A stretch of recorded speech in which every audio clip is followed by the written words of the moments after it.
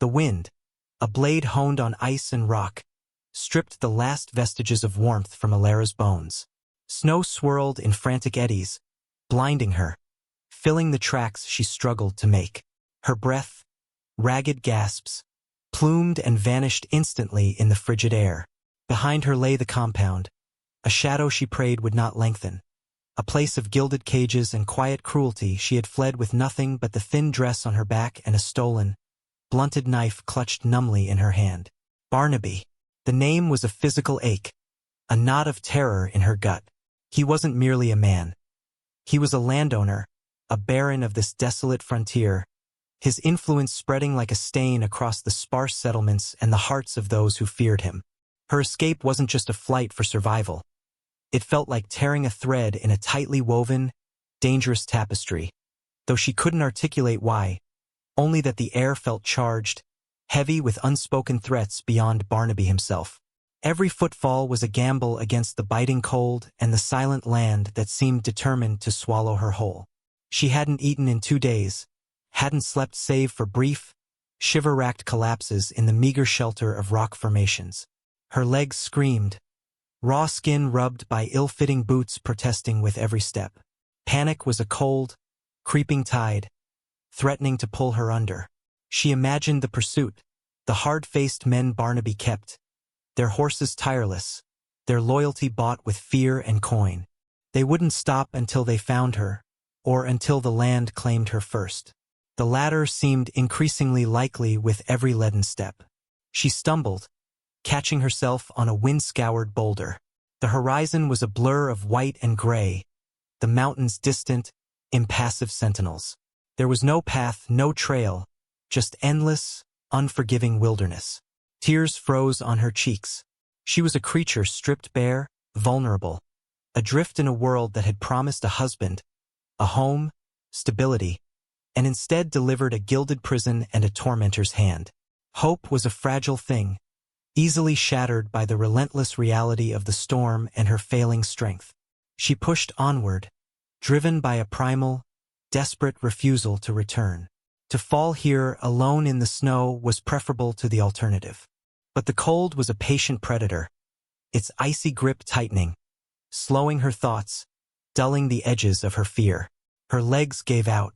She crumpled to the ground, the snow a soft, indifferent blanket. The blunted knife slipped from her fingers. It was over.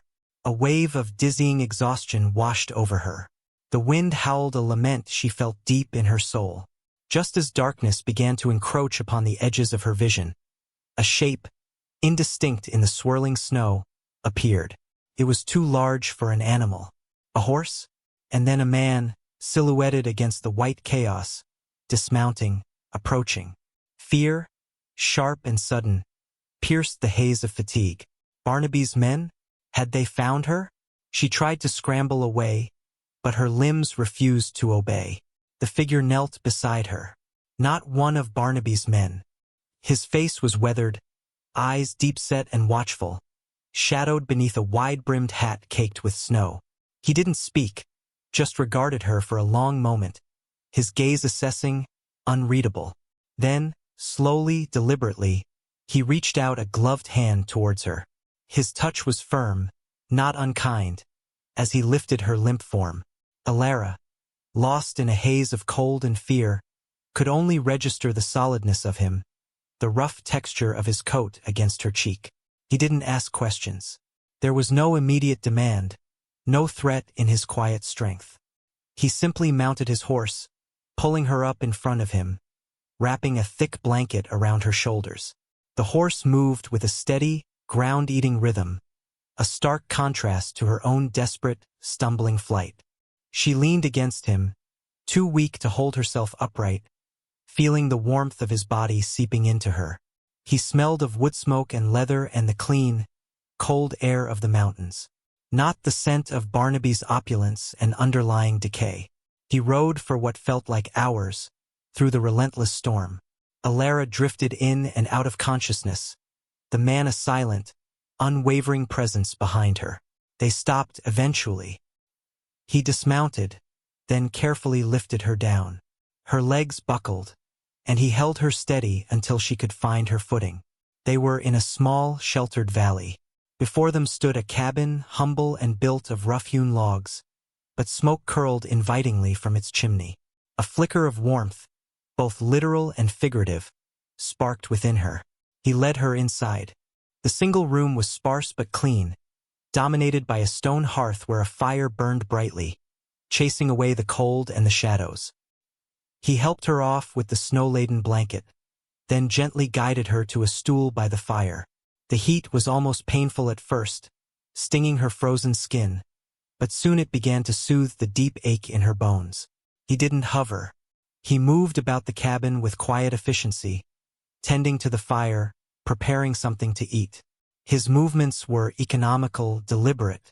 He was a man who lived by himself, accustomed to the silence and the solitude.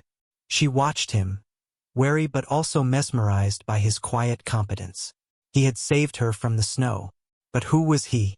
And what would he do when he learned who she was and who she was running from? He placed a bowl of stew before her. It was simple, hearty fare, smelling richly of root vegetables and wild meat. "Eat," he said, his voice low and gravelly, the first word he'd spoken. It wasn't a command, more a quiet instruction. She hesitated for a moment, then picked up the spoon. The first mouthful was a revelation, warming her from the inside out. She ate slowly, savoring the warmth and the nourishment. He sat opposite her, across the small table, watching her with those same deep-set eyes. Still no questions. The silence was not oppressive, but watchful. When she finished, she set the bowl down, feeling a measure of strength return to her limbs. "Thank you," she whispered, her voice hoarse. He nodded, a small, almost imperceptible movement. "You were near frozen," he stated, stating a simple fact without drama or judgment. "Who are you?" she finally asked, finding her voice. "Caleb," he replied. "Just Caleb. No family name, no affiliation. An outsider like herself, perhaps, but one who belonged to this harsh land in a way she never could." She knew she had to tell him at least some of it. The truth was a dangerous burden, but keeping it felt like a betrayal of his unexpected kindness. "I'm Alara," she said. I was running from my husband." Barnaby Thorne, his expression didn't change, but something flickered in his eyes, a hardening that made her breath catch. The name meant something to him, something significant. The silence returned, heavy now with unspoken implications. Caleb remained silent for a long moment after she spoke the name, Barnaby Thorne. The hardening in his gaze confirmed her fear. The name resonated here, even in this remote valley. It was a name that carried weight, authority, and implied consequence for those who defied it. He didn't recoil, didn't immediately throw her out, but the air in the cabin shifted, becoming charged with a new tension. He finally spoke, his voice still low, but with an edge she hadn't heard before. "Barnaby Thorne holds considerable power in these parts. Controls most everything between the high peaks and the valley floor." It was a statement of fact, not a question, but it hung in the air, asking why someone would run from such a man, and what the consequences might be. He wasn't the man I was promised," she said, the words difficult to push past the lump in her throat. "The letters, they lied." She didn't elaborate on the cruelty, the humiliation, the crushing weight of his control. She didn't have to. The look in Caleb's eyes suggested he understood the kind of power Barnaby wielded, power that went beyond land and wealth, power that could twist and break a person. "He'll send men," Caleb said, his gaze fixed on the fire. "He doesn't tolerate loose ends." He stood up then, moving to the cabin's single window, wiping a clear spot on the frosted pane. He scanned the landscape outside. "They'll search the trails, the usual routes. But the storm, it'll slow them." He turned back to her, his expression unreadable. "You bring trouble to my door, Alara." It wasn't an accusation, but a simple statement of the reality she had imposed upon him. She lowered her head, shame and fear warring within her. "I'll leave," she said, pushing herself up from the stool. "As soon as the storm breaks. I won't stay and endanger you." He didn't immediately agree. He studied her, his eyes assessing her weariness, her still fragile state. "You wouldn't last a day out there," he said bluntly. "And Barnaby's men would track you easy once the snow settles." He paused, considering. "He represents the Union, a hard line. Most of the territory south of the divide is loyal to him. North, it's different. Holds closer to the old ways, the independence." She hadn't realized her escape was tied to something larger, something political. A civil war? Here, on the fringes of civilization. The idea was vast, terrifying. My escape. It matters to him? She asked, confused. Why would he care so much about one mail-order bride? "You were a prize," Caleb stated. "Symbolic. Marrying you, bringing you here. It solidified his claim, his power over the people in this territory. Your absence is a crack in that facade. And if you speak, tell others what he is." That crack widens, the implications settled over her like a shroud. She wasn't just a woman fleeing a cruel husband. She was a political liability, a potential witness who could undermine a powerful man and perhaps ignite a wider conflict. Caleb walked over to a rough wooden chest and pulled out a rifle. He checked its action, his movements practiced and fluid. "Stay," he decided, his tone final. "For now, until you're stronger. Until we know their movements." He met her gaze, and for the first time, she saw not just wariness, but a flicker of something else, a quiet determination, a readiness for whatever came. He wasn't protecting her out of simple altruism, she suspected. He had his own reasons for opposing Barnaby Thorne, reasons perhaps tied to the north/south divide he mentioned. But for now, his reasons aligned with her desperate need for safety. Days blurred into a quiet routine within the cabin walls. The storm outside eventually abated, replaced by crisp, clear, biting cold. Elara began to recover, physically and emotionally. Caleb was a man of few words, but his actions spoke volumes. He ensured she was fed, warm, and safe. He taught her how to load and clean the rifle, how to tend to the fire efficiently, the small, vital skills needed for survival in this remote place. He spent hours outside, scouting, checking traps, vigilant. When he returned, he was a silent sentinel, his presence a reassurance she hadn't known she needed. She learned to read his moods in the tension of his shoulders, the set of his jaw. She saw the deep scars on his hands, evidence of a hard life lived. She began to trust him, a fragile, burgeoning trust born of shared silence and his unwavering, protective presence. She spoke more freely, sharing fragments of her life before Barnaby. The small farm, the difficult decision to become a mail-order bride in the hope of a better future, the crushing disappointment and terror she found instead. He listened, his gaze steady, never interrupting, never pitying. He offered no platitudes, only quiet acceptance of her story. One evening, as she tended the stew over the fire, Caleb returned, his face grim. "Riders," he said, shedding his heavy coat. "3 of them, 10 miles out, headed this way." Thorne's colors. The air crackled with sudden, urgent tension. They had found her trail or suspected Caleb of harboring her. This was it. The fragile peace of the cabin was shattered. Fear, sharp and paralyzing, seized Elara. To be caught meant returning to Barnaby, a fate worse than any death the wilderness could offer. But then she looked at Caleb. He was calm, his movements deliberate as he checked the rifle again. There was no panic in him, only a focused readiness. "They'll expect to find you weak, alone, cornered," he said, meeting her eyes. "We won't give them that." He wasn't suggesting she hide while he faced them. He was including her. In that moment, something shifted within Elara. She wasn't just a victim anymore. She was a part of this, a partner in their shared defense. The fear didn't vanish, but it was tempered by a sudden, fierce resolve. Barnaby had sought to break her, to render her helpless. He had failed.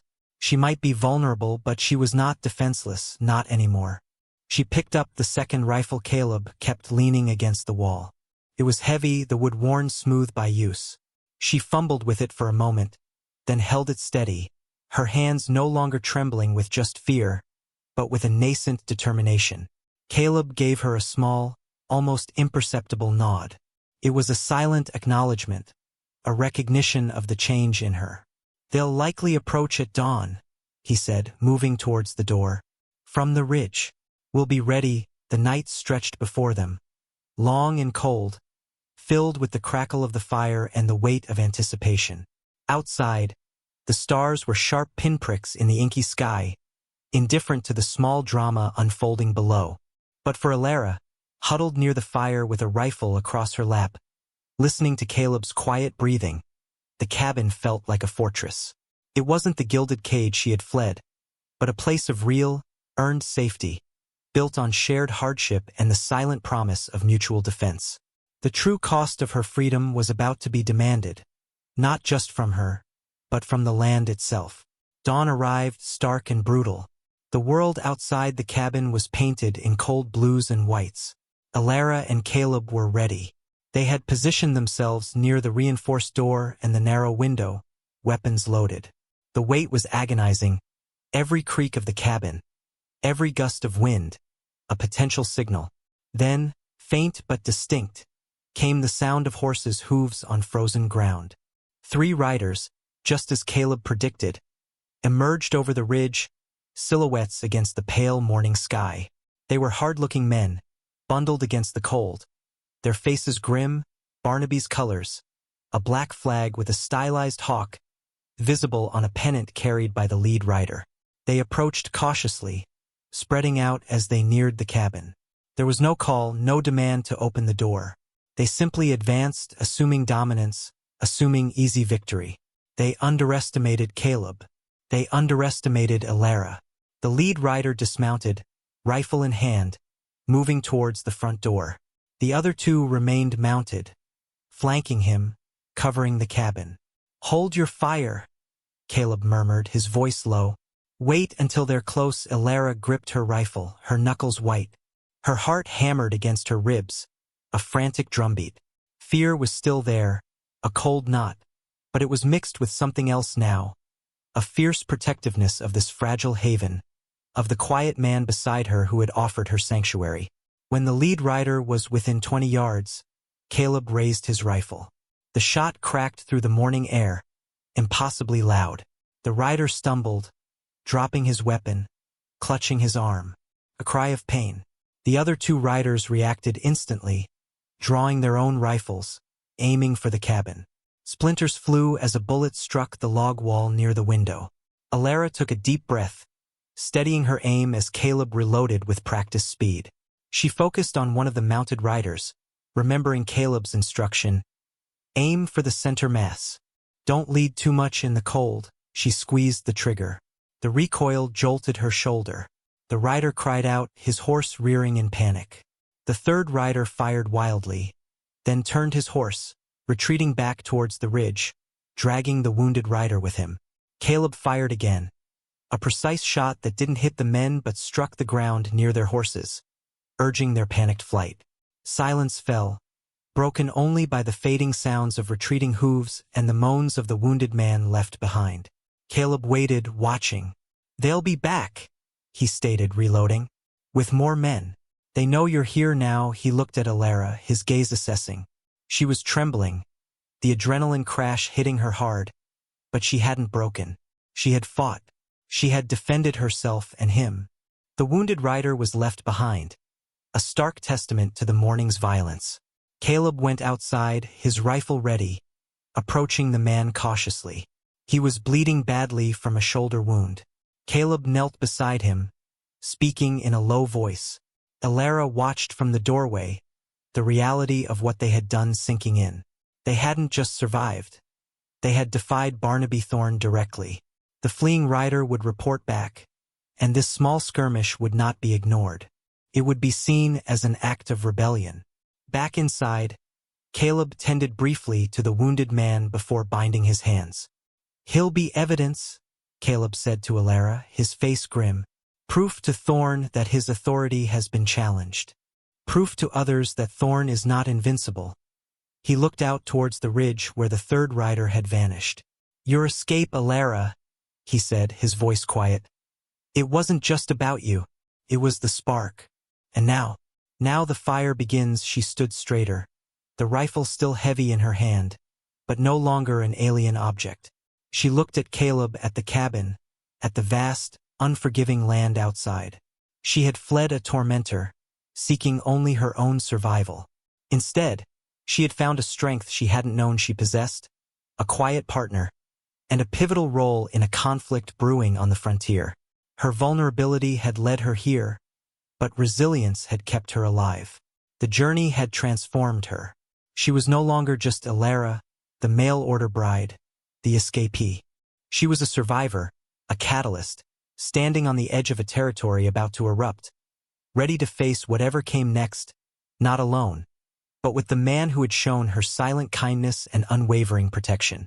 The path ahead was uncertain, fraught with danger, but she faced it with a quiet dignity she had earned in the crucible of her escape and the harsh solitude of the mountains.